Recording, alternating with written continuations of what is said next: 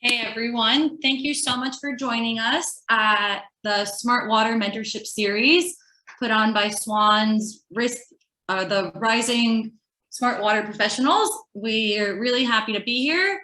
Also, I just wanted to point out that today is the 10th edition of this relatively new series that we've been doing. So congratulations to everyone who's really helped to organize it so far and everyone who's been participating. It's really a big group effort and we couldn't have done it without each and every one of you. So give yourselves a big hand. Thank you so much. And then for those of you who have come in the past, you might be like, oh, who's this girl? I've never seen her before. So I just wanted to introduce myself. There we go. So I'm Sandy. I just joined SWAN pretty recently as the program manager. And so a big part of my role is member engagement. So really, that's talking to all of you guys, seeing what I can do to help you make the most of your time here at SWAN, whether it's getting you more involved in these mentorship series, if you want to join in on calls, workshops, we have lots of events going on. So any questions you guys have, please don't be shy. There's my email address. Always feel free to reach out. Also, as part of my role as the program manager, I serve as the main point of contact between RiSWP and the rest of the SWAN team. So again, please feel free to reach out. I'm here to collaborate with all of you, and I'm really looking forward to getting to know all of you and working with each and every single one of you. And then just a little bit more about my journey into smart water. It might be a little bit unique or different than what you guys are used to hearing about. It was actually a pretty big pivot in my life. So I have a BA in economics and criminology. And prior to the pandemic, I was actually working as a realtor. And I wasn't very fulfilled. I didn't really like what I was doing. I wanted to really make an impact and make a difference. So when the pandemic struck, I decided to go back to school and I got a master's in environmental studies. And I joined the SWAN team shortly after graduation. So I'm really excited for this new chapter in my professional life. And yeah, thanks for joining me on the ride. And I'm really, really looking forward to it. And then I just wanted to share a little bit for maybe some of the new faces in the crowd about SWAN and what we do. So SWAN is a UK-based nonprofit, and it's really a leading global hub for the smart water and wastewater industries. And then we have RiSWP, which is our smart water young professionals leg. And it's a community for all those interested in joining or advancing their smart water careers. And it's run by our leadership team that Rudy's going to introduce to you guys shortly. And then up here on the screen, we have our SWAN member ecosystem map. And really, you can see all the different partners and members that we have. So up top, we have our utilities.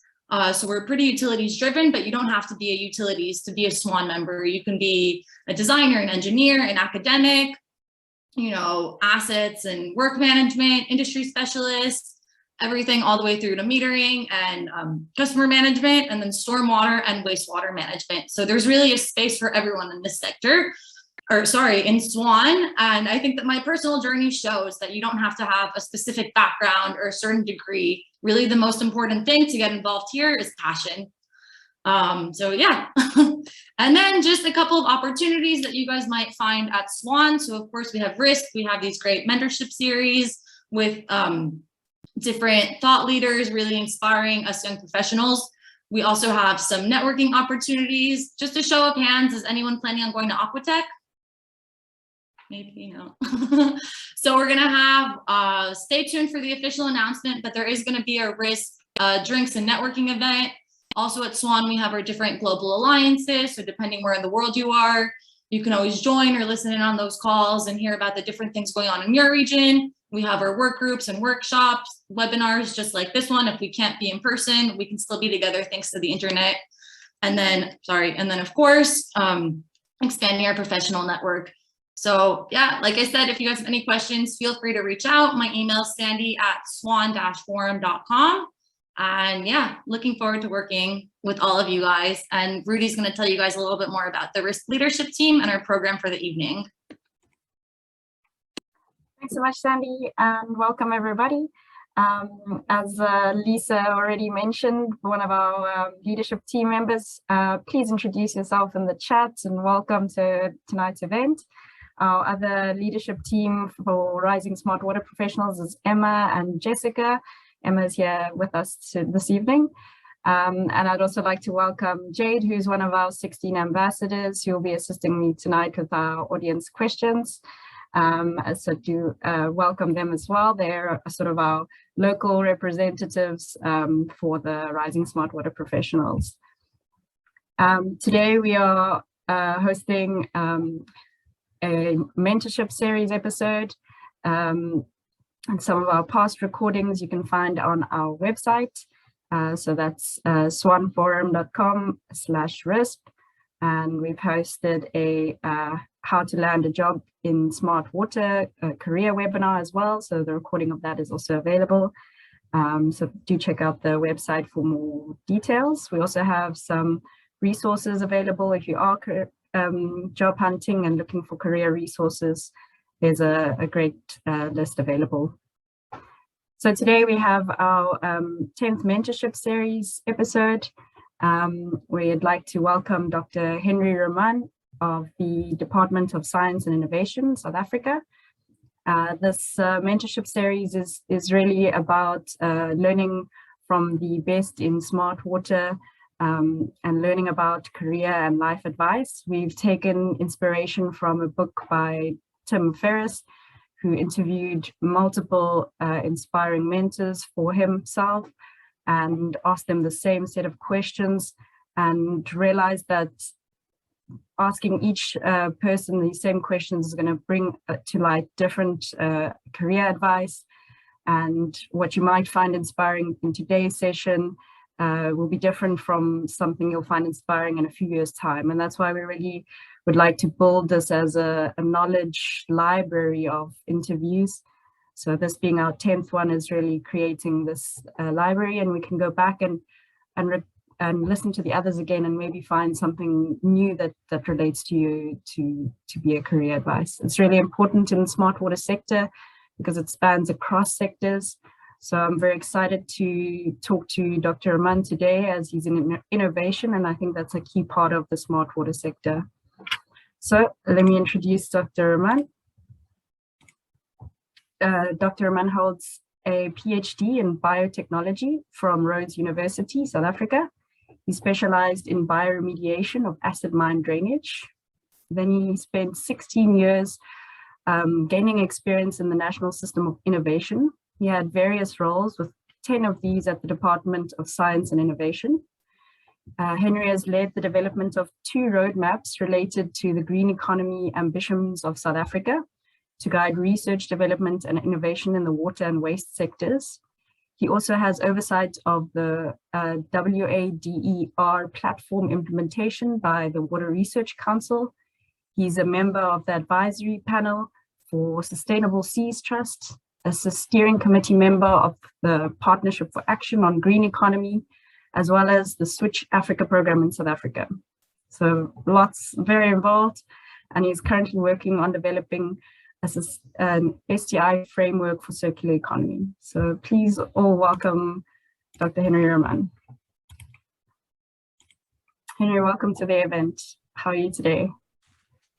Thanks, Rudy. I'm very well, thanks, and it's my honor and my pleasure to be part of this series of mentors. Fantastic. Thank you so much. We're so happy to have you as part of our mentorship league. I'd just like to remind the audience, please put your questions for Henry in the chat. We're going to be alternating between my questions and your audience questions. This is a very interactive event. So do pop those questions in the chat. We're going to start with a little icebreaker. So I've got 7 quick questions to ask you, and if you could just respond with the first thing that comes to mind. So could you complete the sentence, smart water is? Managed. Manage. Was that what you said? Managed, yeah. Managed. That's an important point. Thank you. And the second one is, what do people often get wrong about you? That I'm very stern and unapproachable. Wow, like so we're exactly. So we're going to bring out your fun side and make you tell jokes for us. I'm not quite Trevor, like a Trevor Noah type joke maker. So No problem. Number 3 is, what is one of your favorite books? Dune Dune. And who's that by by? Frank Herbert. It's written, I think, in the 50s. It's about to be released as a major film. Wow, exciting. That sounds interesting. I'll have a look. And what is one must-have part of your typical workday? I need to close off a task, no matter how small a task it may be, even if it's just making sure I've answered X number of emails during the day. I just need to have some sort of closure. It's a great strategy, something ticked off the list. And Yeah. Number 5, what's on your nightstand? Dune, because I'm rereading after many years. And anything else? Sapiens, but I'm struggling to work my way through it. It is quite a long book, yes. And Yeah. number 6, what is a snapshot of an ordinary moment in your life that brings you true joy? When my boys hug me good night. Simple as that. How many boys do you have? 2. Good. And what is your latest curiosity? Exploring the circular economy for South Africa and how we can implement it. Ah, interesting. We hope to hear a bit more about that. So we're going to get into the longer questions now. Please do feel free to elaborate. We're just guiding the conversation to learn a bit more about your career. Sure. So the first question is, are there any significant people or events that helped you to get to where you are now in your career as a smart water professional? Definitely. I think quite a few people along the path, from when for myself also, I come from a background, I've got a master's in protein chemistry, and my PhD was a complete diversion from isolating proteins to working with bacteria. So it was quite a mind shift for me, looking at it because more like systems things. So my supervisor for my PhD was quite instrumental in me remaining in the water sector as well. I mean, there's a few other people along the path. One of them you've actually interviewed, I believe. One of the first people was someone that also had a significant impact on me, is Dr. Joe Burgess. On my path in the water sector, events, one is the PhD, of course, because it brought me into the water sector. And as I always say to people, once you're in the water sector, it's very, very hard to get out of it. You kind of stick around in it for a long time. I did leave it for a short time, but I felt there was a hole in my life, so I came back to it very shortly after leaving it. So that was the one. Another sort of life-changing event that helped me along my career path was being selected as a BioVision Fellow in, I think it was 2007, where they selected a pool of 100 young people with PhDs and MBAs. And I was lucky enough to fall into that pool. It was quite an amazing event. We had opportunities to meet amazing people like Nobel Prize winners, etc., sit at dinner tables with them and just hear what they did in the 20, 30, 40 years it took them to get to that Nobel Prize, and how ordinary a lot of their lives are. And I don't mean ordinary like run-of-the-mill.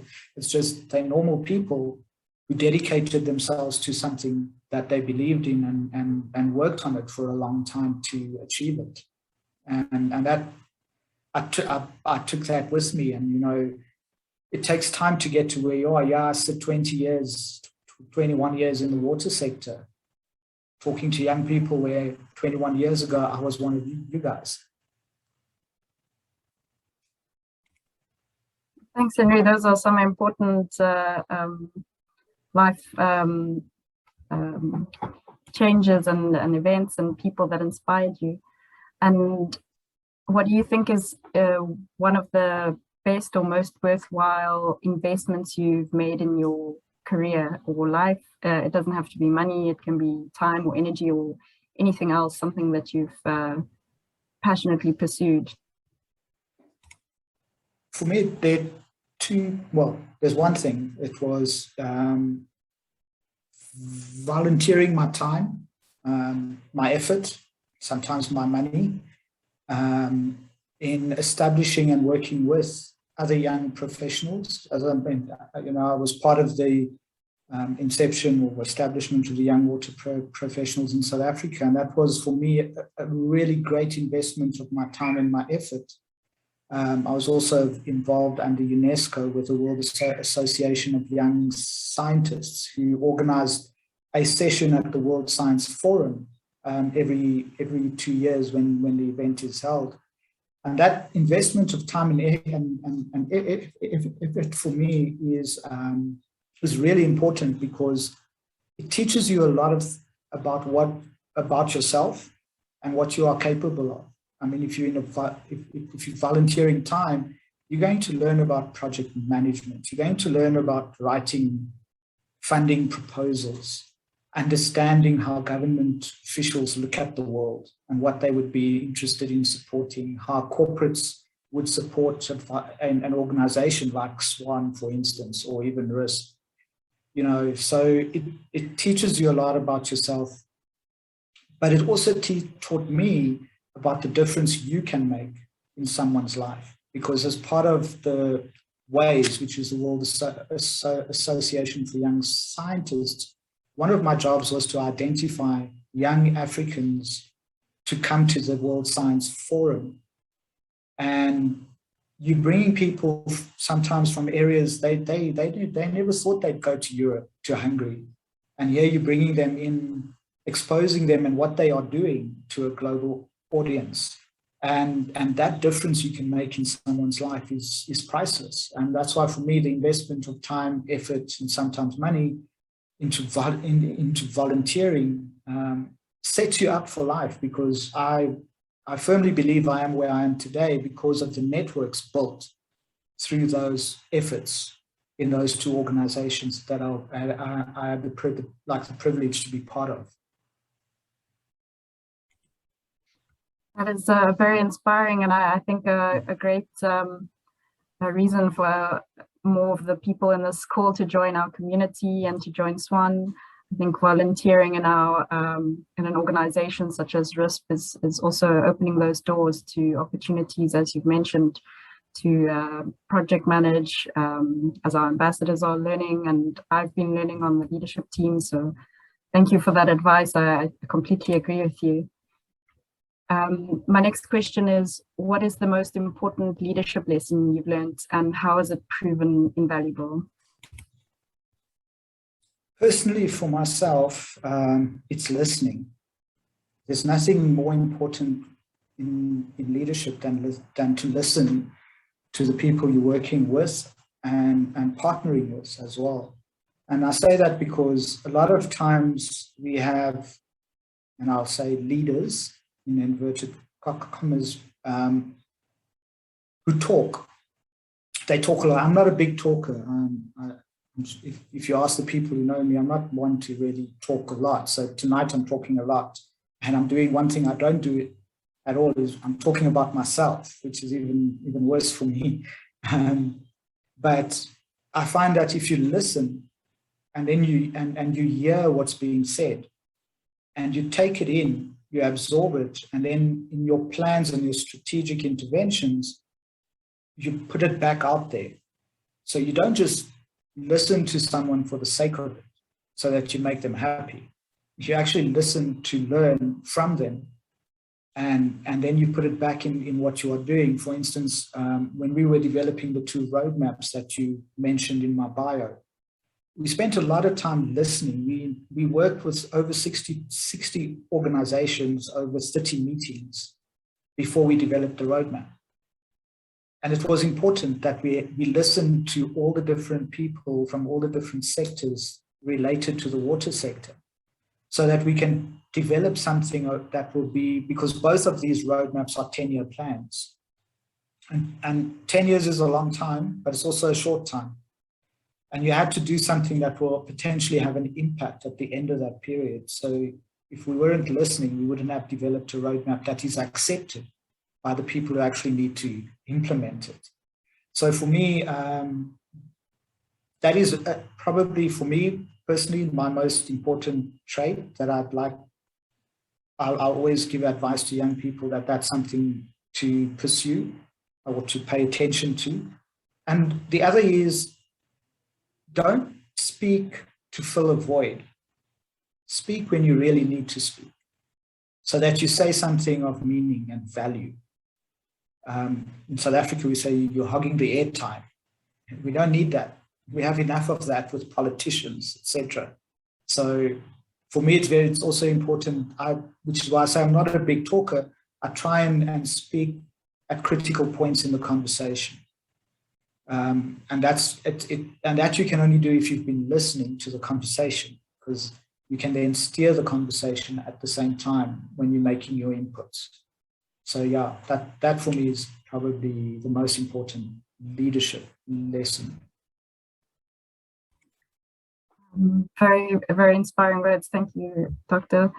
My next question was about advice for young professionals, and you've mentioned some already, but I'd like to ask if you have any other advice you would give to smart-driven, inspired rising professionals or graduates about to enter the smart water world.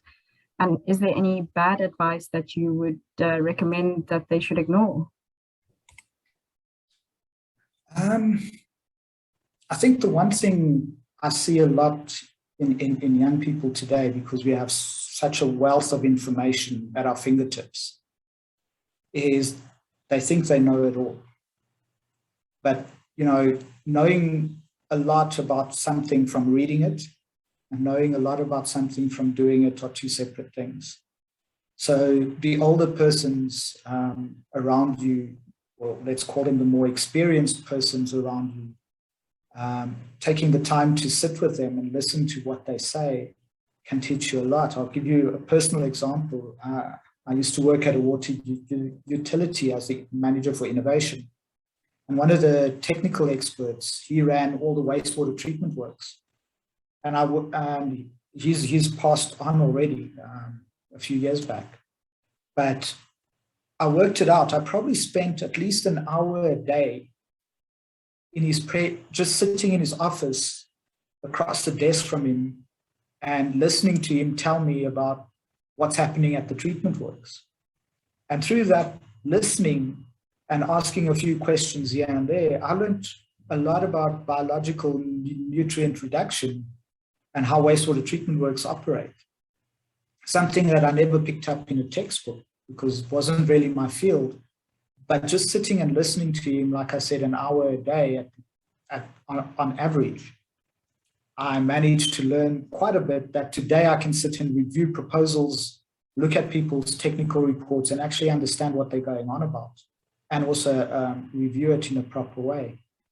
So a lot of times you also have young professionals coming out of university, especially with a PhD. And advice I got from an Indian postdoc I had the privilege to work with at Rhodes was the PhD is only the beginning. It's not the end. So if you think you know everything with your PhD, you're actually at the bottom of the ladder. You've got a long way to climb. And that climbing is based on experience. And you see it a lot where youngsters come out and they with their PhD and now they know what they're doing. No, you don't. Now you have the piece of paper that says you're qualified to learn a bit more about what you're doing. And I think that's something you can't underestimate. And spending time with your technical staff, if you're in a utility, is vital. Because those are the guys and the women who actually know how the gadget, the gizmo, the widget actually works. You may know the theory about how it operates and the dynamics and the engineering of it, but they actually know how it works. So listening to them helps you improve what you offer to your company as well. And bad advice, I don't know, but I don't know if there is such a thing as bad advice per se. For me personally, you can learn from all advice given. It is what you decide is part of how you're going to approach the world that makes that advice good or bad. And being confident, it's really good. But at the same time, you need to temper it with humanity. What I mean by that is engage everyone as if they were your equal.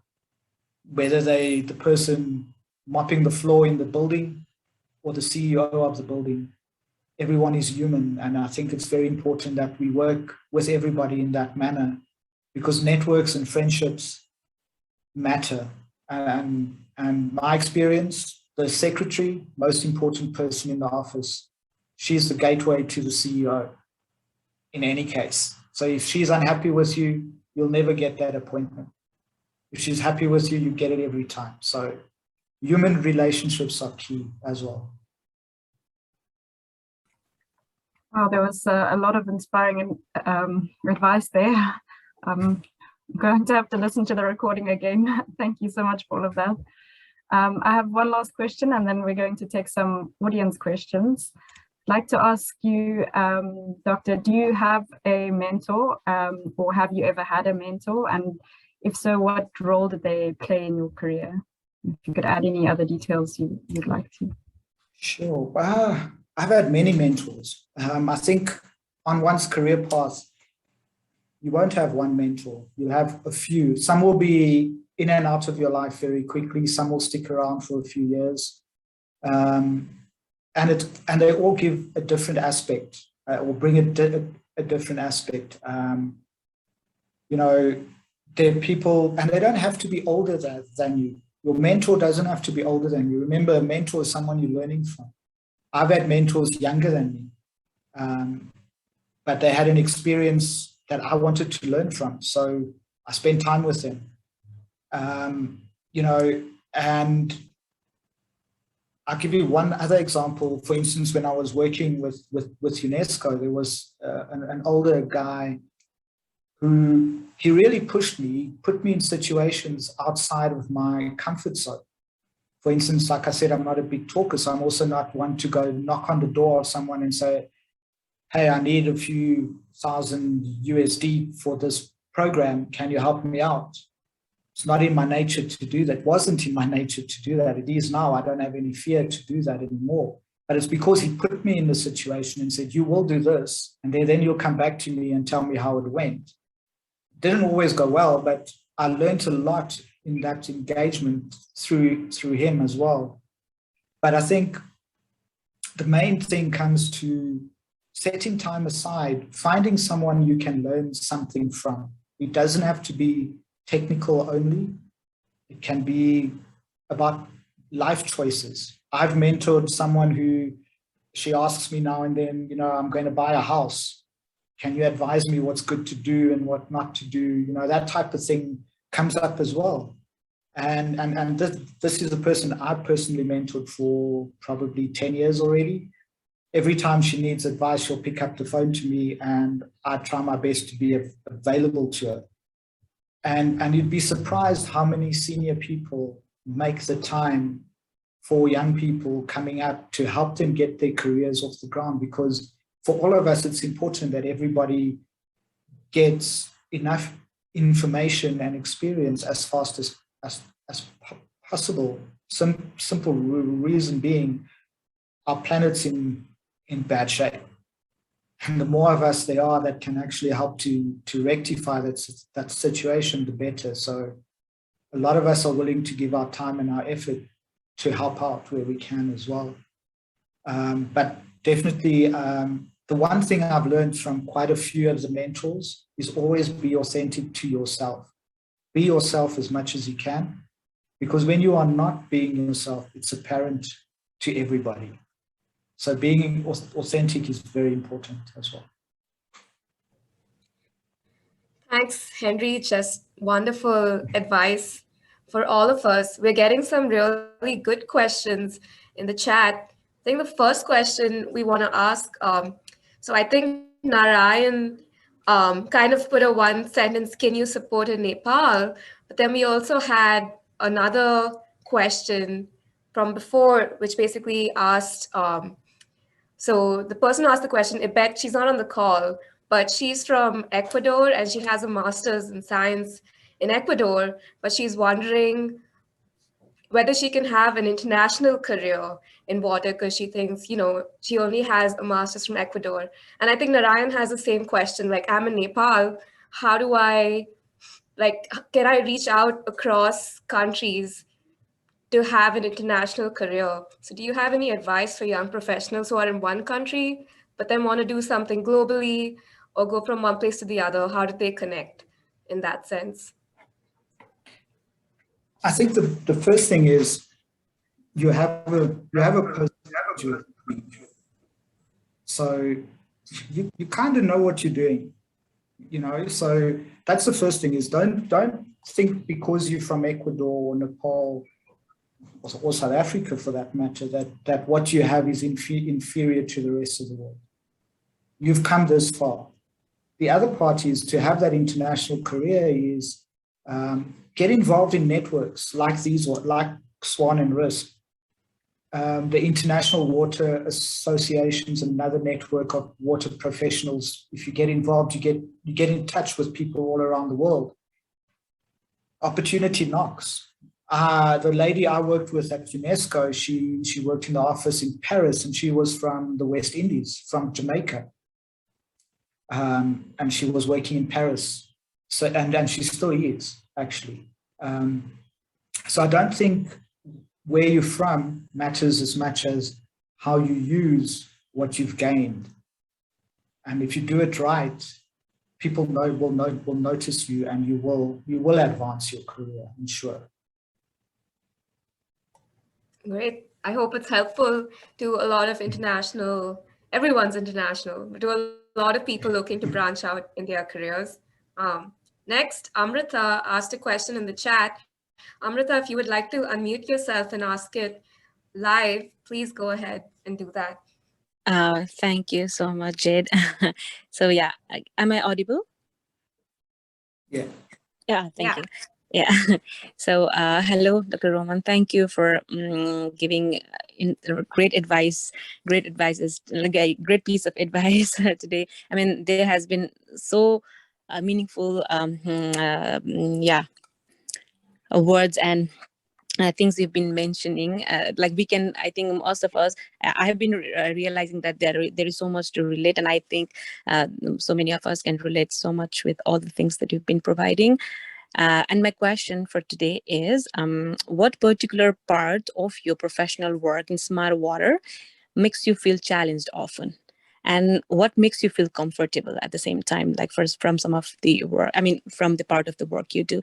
So like, it's also a question that I asked to myself often. What values do we have with comfort zone and challenges? So what do you think in your perception, what values do we have with comfort zone and challenges in your perception? I'll try and answer. So in terms of the challenges, what's challenging to me is getting the governance system, to understand how innovation can assist us in securing water for our future. Innovation is often seen as something like a cell phone, for instance. Until enough people accepted it, it was just a gimmick and something something rich folks had. But now everybody has one. Some have 2 or 3. It's how do we get, especially in developing countries, to understand that innovation we don't have to apply 20 years ago's technology to solve today's problems. There are lots of good innovations emerging, especially from young people who think differently, who look at the world with a different perspective. And I think that for me is the challenge. My comfort zone, I've learned to become comfortable in what I know and what I don't know. And what I mean by that is when I'm confident in what I know, I can push forward with that confidence behind me. If I'm not comfortable, I seek out advice. I seek out the people who know. I won't try to be too clever for myself in that instance. Thank you so much. That answers your question. Yeah, thank you so much. Yeah, you did. Great. Next, Linesha has a question on the chat. Linesha, do you want to ask that question? Thanks, Jenny. It's great to see you, Dr. Roman. I'm actually from Johannesburg, here in SA. And I had met you at the Innovation Hub in Pretoria. This was Linesha, you're a little faint. Am I very soft? Can you hear me? I can hear you now. Okay. Perhaps Jade should actually read the question if I'm very faint on the call. Right now, you seem pretty loud. If you maintain this volume, you can go ahead. Okay, great. I think I just moved closer to my speaker. So I was saying I had met you. It was in 2019 at the Innovation Hub in Pretoria. So it was great to have met you in that capacity. My question was, a lot of us on the RiSWP panel or the RiSWP committee are change makers in the spaces that we work in, and that's the smart water sector. But we often find obstacles such as being able to infiltrate the decision-making spaces, because often we have great innovative ideas and possibly innovative solutions, but the barrier is communicating that to the decision makers. So what has been your personal experiences and what has assisted you with being able to speak to the respective people? I'll start by saying I do understand your pain. I've been there. It can be very difficult to infiltrate, the spaces where the decision makers are. And like you said, you have met me, so sometimes it's very fleeting that you meet certain people. But I think what's important again is in your network, you will have people who will know people who are in those positions, and you should not be afraid to ask to have a meeting brokered for you where you can actually bring your idea forward.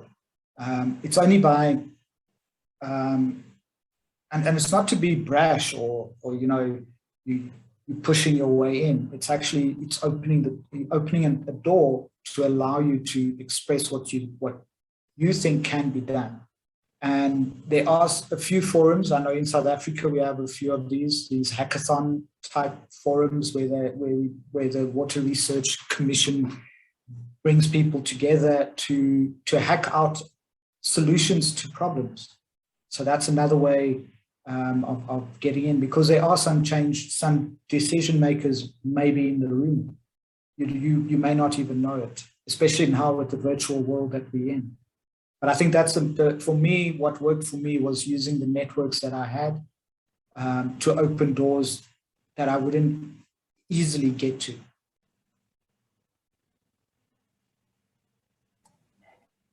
Thank you for that. Okay, great. We have one last question before Rudy takes over again. This is from Amir. He asks, Dr. Roman, what would you say is the role of governments such as South Africa to encourage smart water or data-driven adoption within the water sector? It's very important, and actually we have a few of these examples in South Africa where we're attempting some of that. But I think going forward, the world we live in, it changes so rapidly, and you're already seeing the effects of climate change. And if we are to address climate change in any reasonable form, we need data. We need the data, though, to be converted to information that's understandable by the people that have to make the decisions around these things. And I think so there are two aspects. One is collecting the data. The other is interpreting the data and putting it into information that's usable. Because until it's usable, it's actually not of use to anybody. A stream of data is just a stream of data. So I think for me, where I sit today, that is something that's very important, because decisions can only be made of good data that's properly analyzed as well. Thank you so much, Dr. Rahman. I think that's very valuable basics in the smart water field. As step one is collecting the data, and then the building on that, and how we represent that data. I think Swan's got a very valuable pyramid of this progression in data management. I'm going to get back to some of our questions from our tribe of mentors. And so my next question is, what is your next big career goal, or where are you hoping to take your career next? And if you had a mentee that had the same goal, what would you tell them as advice for their goal? My next goal is probably to have an international stint, to work within an international organization. I've had a taste of it as a volunteer, but I've not really done it yet. So it's probably the next move for me. Advice I would give a mentee is prepare yourself. If you know what once you've decided on the next goal, is get familiar with what it means to be in that role. Whatever it may be. Prepare yourself, because if you're not prepared and it comes and the opportunity comes your way, it's going to pass by. So you how do I put it? You need to almost live in readiness of that opportunity coming your way. Sometimes you can seek it out, but the job I currently hold, it's an opportunity that came my way. I didn't actively seek it out. But it happened when I saw it, I couldn't resist it. And I was prepared for it. And I think that is something I can't think of a better way to advise somebody on that one. I really like that, live in readiness. I'm going to be ready for anything. I think it's very valuable advice. And then one of my last questions is, what is your favorite question to ask in an interview, and how would you answer it? Okay, and I'll have to change my question now. So my question the one I ask, and the question itself is no right answer. The reason I ask the question is to understand how the person thinks and to see if they would fit into my team.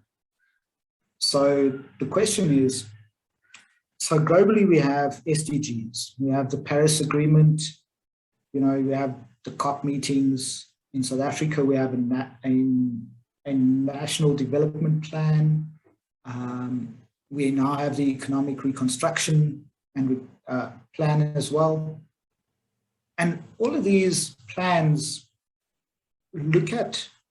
have an aspect to them of trying to transition to a low carbon economy.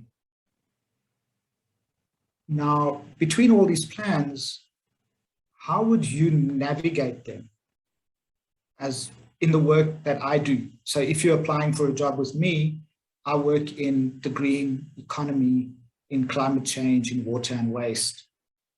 So in the work that I do, how would you take those plans and come up with a strategy for me to implement? I know it's not easy, but it's designed not to be easy, because I want to see how you think. There isn't a right answer. So how I would answer the question is, firstly, what's common amongst many of these global plans is the year 2030. Now, I don't know what the magic is about 2030, and and what's going to happen in the world, that everything is going to sort of right itself if we do all these things. But we do have little choice but to attempt to achieve what's in these plans by 2030. As I said before, you can see the effects of climate change already. You can see the world is shifting, and we're running out of time to make the changes that are required. Personally, I think a circular economy route as a country to transition the economy towards that has the best offering to help us achieve those plans. And if you combine the circular economy with a direct application to restoring ecological infrastructure, then I think we got a better chance, because the circular economy on its own is not going to address all of the SDGs. Also, why circular? The linear economy we've operated under for 200 odd years has definitely shown us it's not the way to do things. We just have to look around us to see that. But the common thing amongst all these plans is the survival of the species, and that species is us, Homo sapiens. And what we need to realize as the people on the planet is that the planet will recover, and the planet will right itself long after we are gone. So what we are trying to do here is we're not only trying to save the planet, but we're saving ourselves as humans. And I heard that from Kumi, I forget his surname now, from Greenpeace. He's since left Greenpeace, but he actually said that in a forum I was in, that we're not here to save the planet, we're here to save ourselves. And by saving ourselves, we'll save the planet, ultimately. So that's sort of the kind of answer I would be looking for. Yeah, I would hire that person if I had the chance to. All right, back to audience questions. Emma has a nice question to ask. Emma, would you like to unmute yourself and ask it? Yeah, sure. Thanks, Jade. Henry, so as you know, we have this global problem of a lot of retirement happening across the global water sector. And as RiSWP, a lot of what we do is try to showcase the exciting and dynamic environment that working in water is. As somebody who has been through a lot of young professional associations and built up a lot of these, what would you say to young professionals to interest them in getting into the water sector? I think, speaking to experienced water professionals who, most of them have spent their entire working life in the sector, they can convey the excitement of what it means to be in the water sector. It's not about, the cliche is water is life. You can't live without water. After 3 days, you're dead. All those things. Yeah, it's true. But at the same time, you've heard it so many times, it falls on deaf ears. What you need are people who wake up in the morning and live to go out there and do something for the water sector. That's their ambition in life. And they're the ones that I think can best convey to young people why it's important to enter the water sector.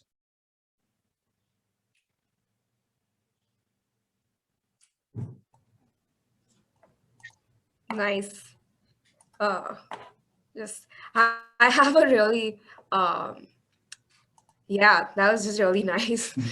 I don't have any other questions to ask from this end. Rudy, do you have any left? I have one more.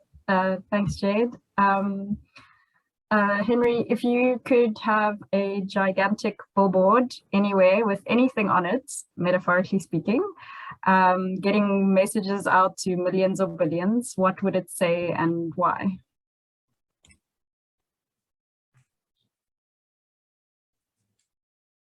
I'd say conserve water, simply because it impacts so many things. So many things impact on water, and water impacts on so many things. I I don't know how I would express it in a nice, profound statement on a billboard, but basically, if we don't look after the water that we have, which is 1% of the available water on the planet that we can use, and we continually pollute it with all manner of things, there will come a time when we can't treat it to potability anymore. And we unfortunately cannot manufacture water as yet. We may be able to in hundreds of years or whatever, but right now we can't make water. It's finite. And if you look at religions as well, water in most religions is very important.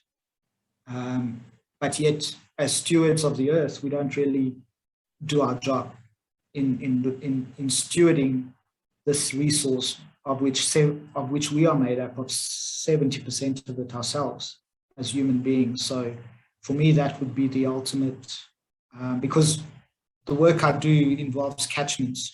By working in catchments, we're restoring ecological infrastructure. By restoring the ecological infrastructure, you're impacting on the quality and quantity of available water, and using ecosystem-based systems, you can purify water at a much lower cost than sending it through a chemical process, which produces another chemical that you need to go and dispose of somewhere. You know, so man-made solutions tend to produce wasteful byproducts that create new problems that have to be solved, whereas a more natural one, nature has a balance, and so whatever you do is balanced. And if we can try and work towards that, again, it's circular economy in action. Thank you so much, Henry. It's been a wonderful session. I don't know if you have any closing remarks you'd like to add. Yeah, just briefly, you know, like I said before, a lot of us look at where we are and where we come from. Myself, I come from the Cape Flats. It's not where you come from that makes a difference. It's how you use the tools you've gained in your life experience that will make the difference, not just to yourself, but to others as well. And for me, I've never been called doctor so many times in one meeting. I normally just go by Henry. I think it's, and I do that purposefully as well, because it's important to remain grounded, and not to have, a lot of us say in South Africa, you get a big head about yourself. You know, you think a lot of yourself. That's dangerous. So lucky for me, when I come home, my wife makes sure I'm grounded, because I still have chores and duties to perform at home as well. Thanks so much, Henry. It's been a wonderful session. We really appreciate all your input, and there's been so much advice that's been really valuable and that I can really relate to, and I hope I can, as you said, listen again, hopefully, because I couldn't remember all of it, and really implement what I've heard today.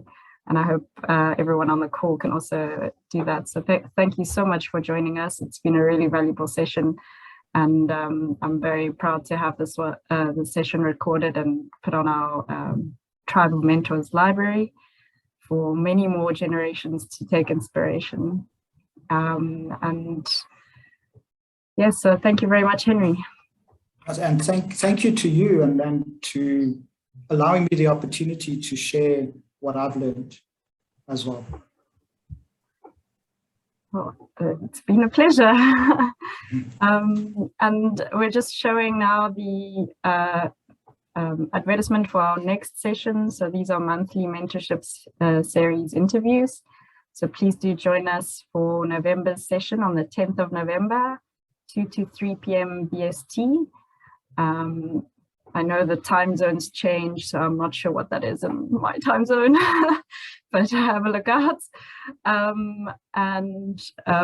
We'll be hosting Stephanie Corso from Rogue Water. So very inspiring company that she's started off there.